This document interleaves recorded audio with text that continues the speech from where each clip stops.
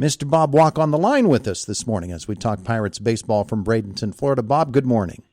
Good morning. How's everything going? Wonderful. We've got a gorgeous sort of a southern Florida type of day going here. I know you're not in southern Florida, Wow. but yeah, we've got sunshine, and we're on the way to 70 today, and tomorrow too. Oh, wow. That's going to be nice. Yeah. I just got down here, and now the weather's nice up there. That's all it took. Yeah.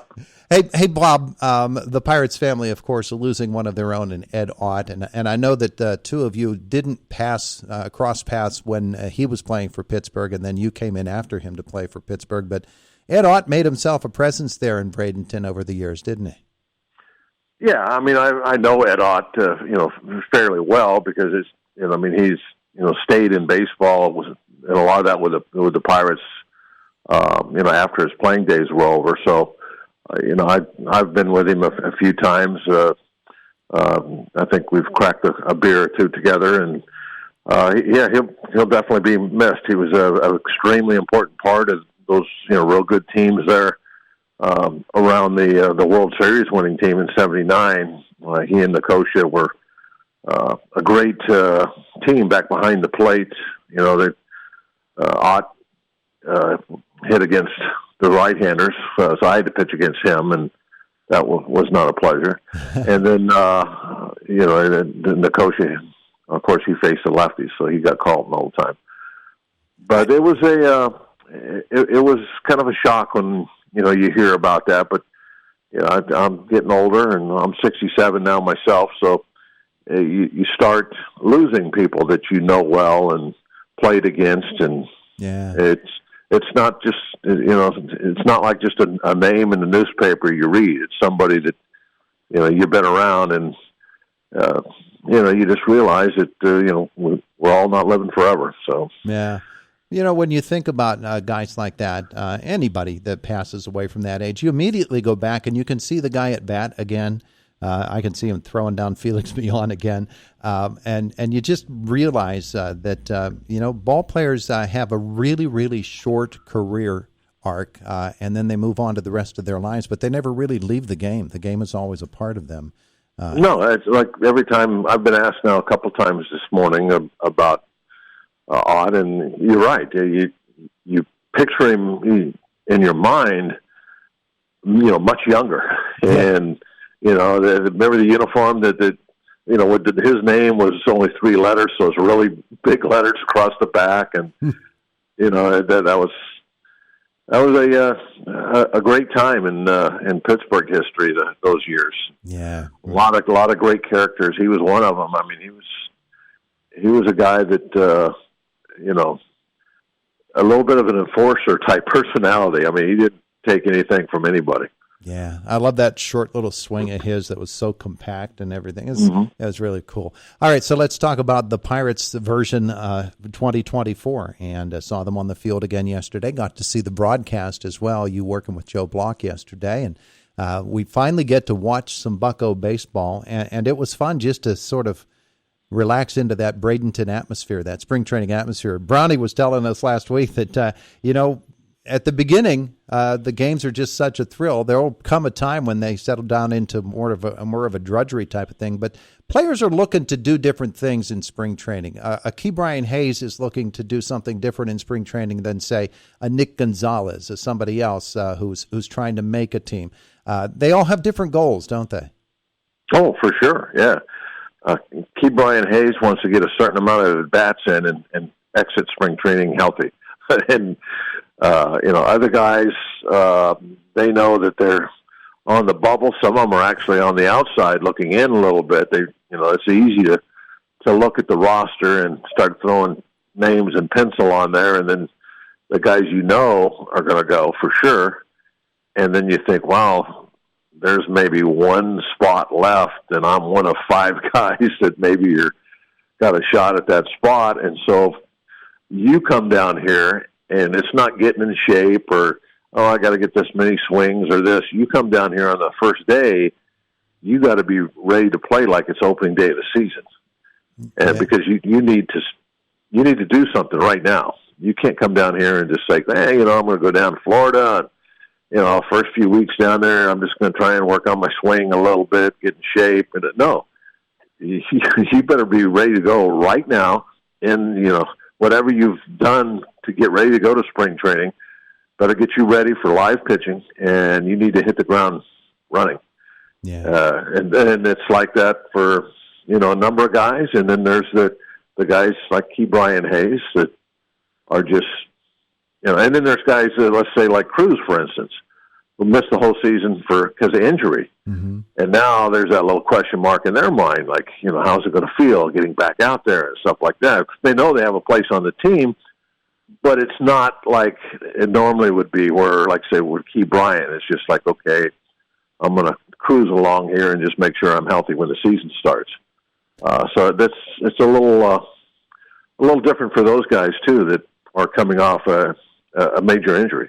You said something interesting during the game yesterday, talking about the health of the Pirates, and you'd love to see somebody get a full season here, or injuries are going to happen.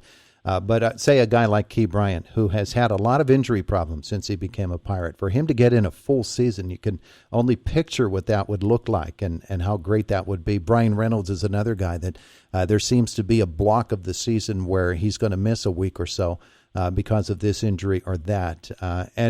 No baseball team can make it all the way through the season without injuries. We saw Moretta yesterday, and we hear about Bednar today. But that overall health for a team that is on the verge of becoming a really, really interesting ball club in Major League circles, that health is going to be probably the biggest key factor in the development of this team, isn't it?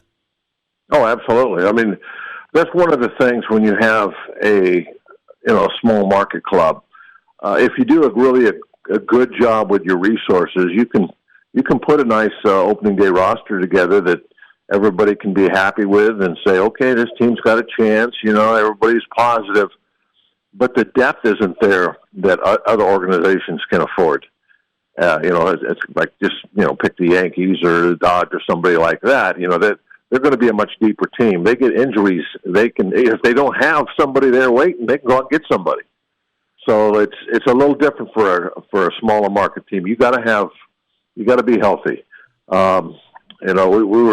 We were talking yesterday a little bit on the air about what Wayner had said about go position by position by position, and there's a lot of home runs out there. And I agree. I think that this team could really step up the pace of their home run hitting when you go name by name and look at each position. I mean, you might get 75 home runs just out of the outfield, but that's a fun exercise to do. But if you have injuries, then all that disappears. And you say the same thing for like our starting rotation. It's a little thin, but it could be good.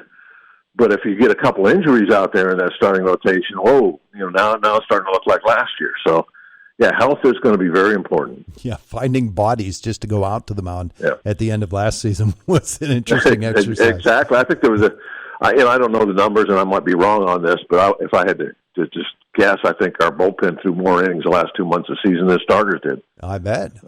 Yeah. And you probably were out there warming up, too. No. I can't throw a ball across a room anymore. Hey, what did you think of Martin Perez? It was his first appearance as a Pirate, and I thought he looked really, really good for a guy that was out there for the very first time. Yeah, it's like he was a guy trying to make a team. Yeah. I mean, he was talking about hit the ground running. He looked perfect out there. I mean, that's him right there. He had good control. He changes speeds.